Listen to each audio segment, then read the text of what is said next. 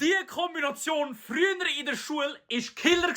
Jedes Mal wirklich früher, vor allem in der Grundschule, 1., 2., 3. Klasse, wo Geburtstag feiern noch wirklich so halbwegs Geburtstag feiern war in der Schule. Du kommst am Morgen ins Klassenzimmer mit dem grössten Grinsen in die Klasse, stehst so vorne an, bist hure nervös. Also ich habe heute Geburtstag und meine Mami und ich haben Weckli und Schokostängel mitgebracht. Aber es hat genau nur eine pro Person. Kommt die Lehrerin von ganz weit hin und sagt, ja aber Max, du weißt, wir haben 24 Schüler, nicht mehr 22.